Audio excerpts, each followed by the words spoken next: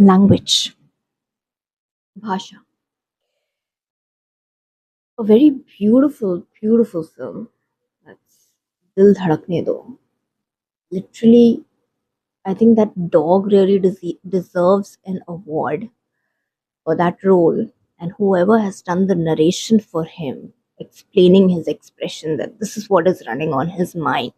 The dog is looking at everybody, and he is probably understanding the emotions and situations of everybody's going through, but they are not communicating, and he's the most silent person, most silent animal, or most silent family member, I should say, who is there in the family observing the most talkative people who are unable to understand each other. So the whole dynamic here is, the problem is that when communication is created, the language is created. Problem is not with the language. The problem is the meaning we give to those words, and then we come with uh, different meanings, same sounds and different meanings. And then we come with understanding tones and sarcasm and everything. So there is a lot of emotional language that we are part of, more than what really language is as a standard practical way of looking at a communication. Like, if there's no if and but, it's either yes or no. Right now, if I say yes, and then somebody's gonna take out meaning out of that yes, or if I say no, and somebody will take out meaning out of that no, that okay, you being like how usually it happens between parents and kids. Parents say no, and kids are like, no, no, no, no, no, you're being you're just saying it out of fun, and you will agree later on.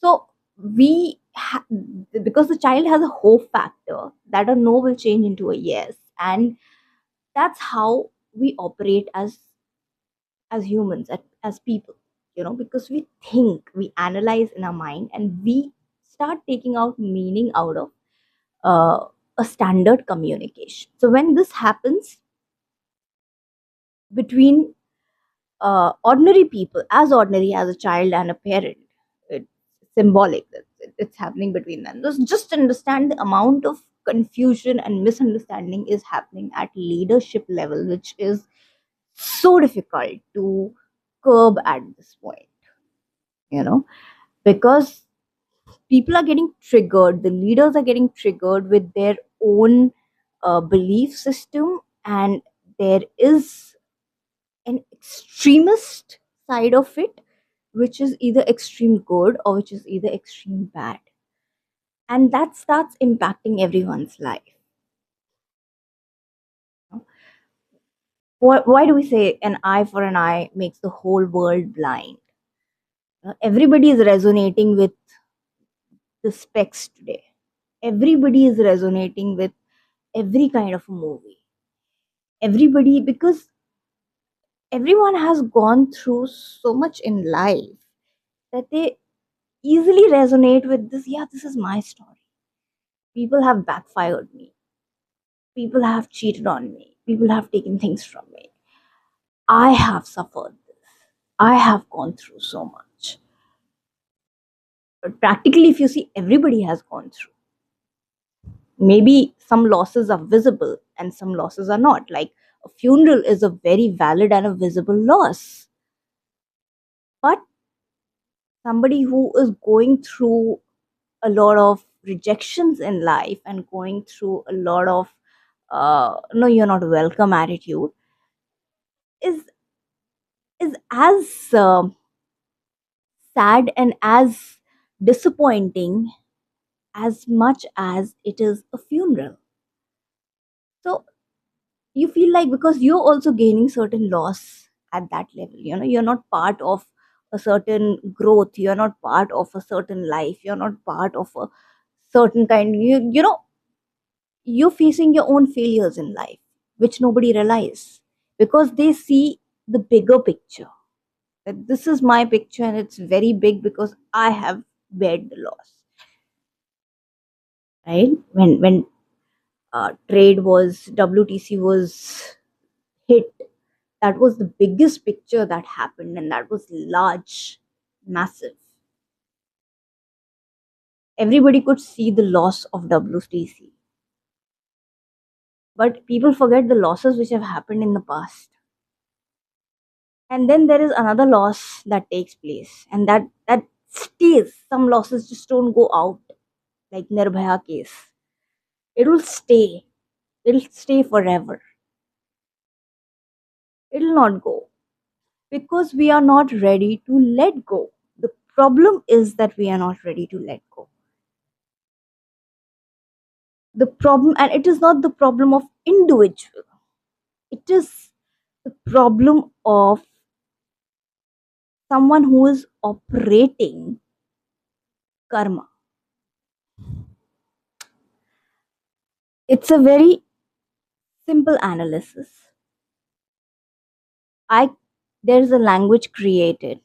People communicate and take out meanings. Right? A name is given because we have just that, give a nice blessed name that is gonna be fruitful for the child. And this name has a good meaning. As a child born in the family, everybody wants to give it a name. And then there's a tradition that aunt should give a name or uncle should give a name, and then parents started giving their own kids names that I'm gonna give the name. So the point is, uh, a philosophical and superficial belief that we are part of, and that belief has engraved and taken the power today. And now it is controlling your own system. It is controlling a lot that is happening with you. When you when I look at a pillow, it's just a pillow. If I give a name to my pillow, will the pillow's life change? It will still be where it is. It is supposed to give me comfort because it is thing and it is non-living, and I know it. And I know it. In one night, my pillow is not going to turn into suddenly very exclusive. Or partiality among children in the family. One child is given a certain kind of a name and other is not.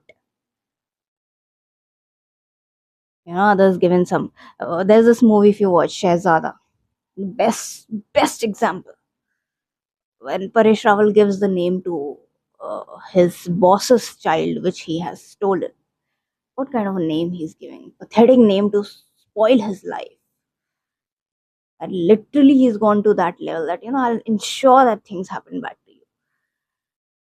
So this is how the system is operating. And it is a sheer reality, and I feel so sorry about it.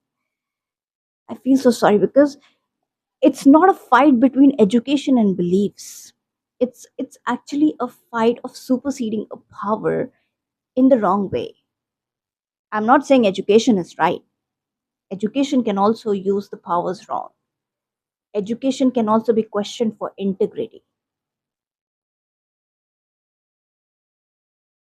As parallel to the non educated beliefs.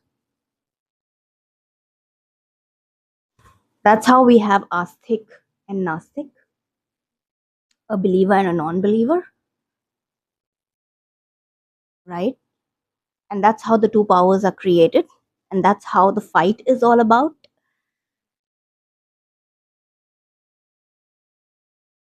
I would really appreciate if there is a leader who's going to come forward and actually resolve this issue. This issue of the extremist side, believer and non believer extremism. Extremism of being a non believer and an extremism of being a believer. There is no balance. There is no balance, and there is nobody who is actually standing with the idea of being balanced. And the people who are actually a part of balance, they are suffering. People are running into different faiths because they are so scared of their own faith. My faith is not offering me anything. It's making my heart weak. I'm tired of mourning from so many years. I'm tired of the system which is covering me in a lot of clothes and not giving me a better life. I want to switch to a different religion. Your own religion is becoming controlling you so badly that you want to adapt and breathe a new air because you are dying as a system. You are dying as a system, as a belief, you are dying. And there's nobody to address this. Why India is today fighting for constitution Dr. Ambedkar created and they are shuffling among each other is because they are so scared of being a part of the extremist group. Hindus are hiding in Muslim skin. Muslim skin is hiding in Hindu skin or English skin because people are trying to escape this and there's nobody who is addressing it, which is very, very sad. Very sad. That's all.